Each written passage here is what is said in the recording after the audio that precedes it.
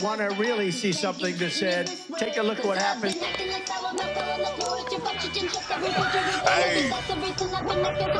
Why this beat so crazy? We will make America proud again. And you try to kill our we will make America wealthy again. And yes, together, we will make America great again. I'm joined now by the Speaker of the House, Mike Johnson, right here in the studio. Speaker Johnson, thank you for joining us. Glad to be with you. Thanks. So let's start with the No Kings rallies. You called these Hate America rallies. What do you mean by that? Well, that collection of folks that I listed were certainly part of it. We congratulate them on a apparently violent free speech exercise. I was a First Amendment lawyer for 20 years. We defend that right. But the irony of the message is pretty clear for everyone. If President Trump was a king, the government would be open right now. If President Trump was a king, they would not have been able to engage in that free speech exercise out on the mall, by the way, which was open because President Trump hasn't closed it. In the last shutdown, 2013 era, President Obama closed the National Mall. It closed all the national parks, didn't allow people to engage in all this. So, I mean, they needed a stunt. They needed a show. Chuck Schumer needs cover right now. He's closed the government down because he needs political cover, and this was a part of it. That AI is something else, ain't it? That got dog on AI. And our president and the AI, oh, man. Y'all be ready for the next 3 years, man. Trump is going to stay trolling. The troller in chief, baby. Our president's something else, man. But this is good. They really got Harry Sisson, though. And if you know who Harry is, if you know, you know. You know, they really got Harry on here, vlog style, as a leader in one of the, the No King protest. And just watch it. That done dropped that doodle on him. That shit. That's that shit. That's that shit. And they got King Trump on the jet dropping them shit bombs. This is good. This is good, man. I tell you, our president's something else, ain't he?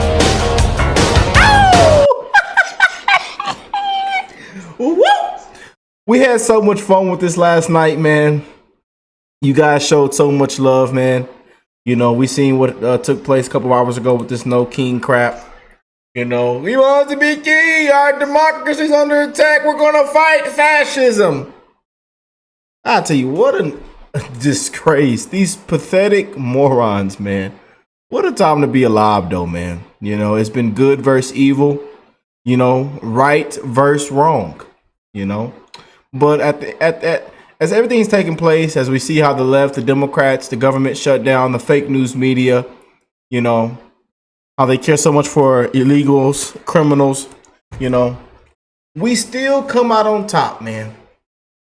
And what needs to be exposed will be exposed. And they prove us right every single time.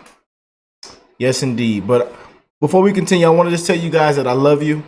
I hope that every last one of you that are tuned in right now, that you are blessed, well, and healthy, and that 2025 is treating you well, that you're having an amazing weekend, enjoying your Sunday, enjoying you some football, or whatever you choose to do on your weekend or Sunday.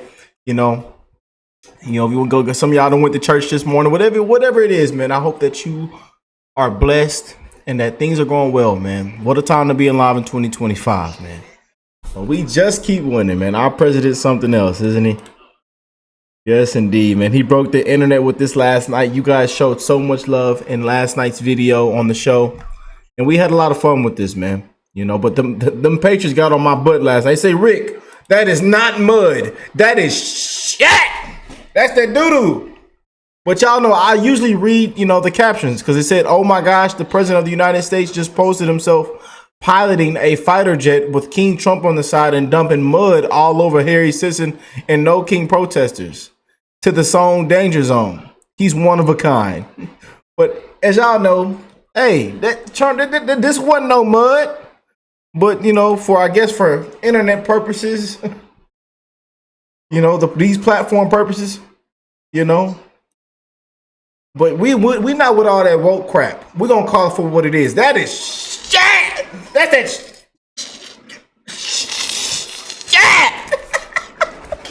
You know what I'm saying? Yeah. But our president's something else, man. But with this AI, it's getting crazy dangerous, man. It can literally do anything. And it's going to be worse. And then it's already being worse because people are already getting scammed. There's so much crazy things are happening with this AI. It can do some amazing things, though. I mean, man.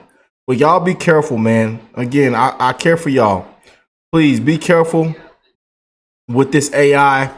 And again, man, it's gonna be you're gonna see a lot of things happen, a lot of more scams, more people being messed with, or a lot of people's lives are gonna be affected with this AI, as we're already seeing.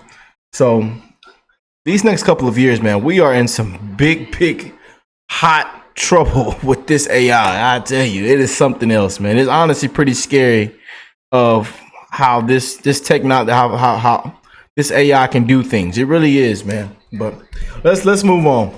But as you know, Mike Johnson, Mike, they almost walked you out. That chicken breast, asparagus, and that diet Dr. Pepper. Come on now, Mike. They say, Mike, we don't know. We don't know about Mike. They say, Rick, wait, give him a chance, Rick. I like Mike. All right, Mike. But y'all know Mike said this a couple days ago, and then we're going to check out what he said once again this morning on ABC. National Mall. They're going to descend on our capital for their much anticipated so-called No Kings rally. We refer to it by its more accurate description, the Hate America rally, okay? And I'm not sure how anybody can refute that. If you think about what's going to happen here tomorrow, you're going to bring together the Marxists, the socialists, the Antifa advocates, the anarchists, and the pro-Hamas wing of the far-left Democrat Party. That is the modern Democratic Party. That's where they've gone. And the Hate America rally is the common theme among all those groups. Listen to the language they use themselves. Many of them don't like living in America. They hate capitalism. They hate our free enterprise system. They hate our principles. They hate the ideas that we come in to work every day to fight for, to preserve, in the greatest nation in the history of the world. They hate the idea of individual freedom and limited government. They hate the idea of the rule of law. They fight against it all the time. They hate the idea of peace through strength. They lobby against it all the time. Individual freedom, limited government, the rule of law, peace through strength, fiscal responsibility, free markets, human dignity, the things that lead to human flourishing, the things that made us the greatest nation in the history of the world. They're opposed to law enforcement. They're opposed to military, and their votes show it over and over. That's the collection of voices that you'll hear tomorrow that the Democrats will go out and raise their hands with and cheer with. And some of these people are so blinded by their hatred of President Donald Trump that they can't find one reason to celebrate America or all that we've accomplished and continue to accomplish under this new administration. Yeah, we got a mayor screaming to the top of his lungs with a crowd of deranged lunatics as well, saying, "We must fight fascism! We must fight fascism! Racism!" I'll tell you, boy. But then, again, here we go right here. The president is going to bow down to these demands. Does she have both oars in the water here, thinking that the president is going to bow down to these demands? With every ounce of Christian character that I can muster, Laura, let me just say, bless her heart, okay? This would be comical if it were not so dangerous. You're looking at the two leaders of the modern Democratic Party. We say all the time, this is not your father's party. It's not. These guys are full Marxist. You hear how vapid their ideology is, how empty, what empty suits they are. But they are the leaders of the party. They are dragging the rest of the old guard, the old party leaders around by their nose, and they are subservient to their wishes. I mean, Chuck Schumer has picked a fight over this very simple, clean CR to just keep the government funded for 21 additional days till November 21st, 7 more weeks, so that we could get the appropriations process done. And the reason he did it is because he is afraid of that voice you just heard on that stage. He's afraid that AOC is going to challenge him. There's a rise of Marxism in the party. It's happening in New York, in their state, and he's terrified. And that's why everybody around the country is feeling such pain right now, because of this nonsense. Man, he just been humiliating Democrats, and especially Chuck Schumer. Old Chuck. Chuck is a disgrace. And then again, he did say this a couple of hours ago this morning. So let's start with the No Kings rallies. You called these Hate America rallies. What do you mean by that? Well, that collection of folks that I listed were certainly part of it. We congratulate them on a apparently violent free speech exercise. I was a First Amendment lawyer for 20 years. We defend that right. But the irony of the message is pretty clear for everyone. If President Trump was a king, the government would be open right now. If President Trump was a king, they would not have been able to engage in that free speech exercise out on the mall, by the way, which was open because President Trump hasn't closed it. In the last shutdown, 2013 era, President Obama closed the National Mall, it closed all the national parks, didn't allow people to engage in all this. So, I mean, they needed a stunt, they needed a show. Chuck Schumer needs cover right now. He's closed the government down because he needs political cover, and this was a part of it. So let's those kinds of things. So it's not about the people, it's about the message, it's about the ideology. And I will stand here every Sunday and talk with you about the dangers of Marxism and socialism and how it's led to the literal death of tens of millions of people in the 20th century alone. It is a dangerous ideology, and it is anti-American. It goes against everything that we stand for. But you're not saying that this is all of the Democratic Party. It's not all of the people that were out there. I mean, it kind of reminds me of Hillary Clinton referred to Trump supporters, or half of them, as the basket of deplorables. I've never said that. I never called out. I never said it was the whole Democratic Party. But you and I have to acknowledge the reality. Wait a minute. So this is the modern Democratic Party. It is, because look at the evidence. Look at what's happening in New York. They're about to elect an open socialist Marxist as the mayor of America's largest city. There's a rise of Marxism in the Democratic Party. It's an objective fact, and no one can deny it. We lament that. We decry it. We're trying to call it out because I want to make sure the next generation of Americans understands that is a dangerous road to go down. That's part of our calling. I think part of our responsibility as elected servants of the people. I will tell you that the president takes no pleasure in this.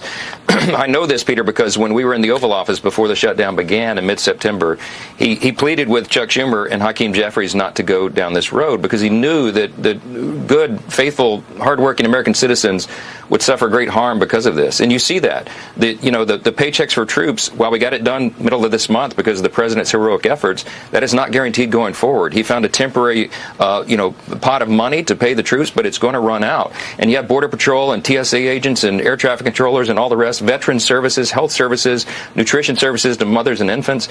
The Democrats have now voted 11 times to block all of that, to shut down the government, and they have no good reason for doing so. Chuck Schumer is doing it for political cover. President Trump is governing, and they've been dealt this situation, dealt this hand by Chuck Schumer, and they have to make the most of it. They have to triage federal spending because Schumer and the Democrats turned off the revenue streams. That's just a reality of where we are.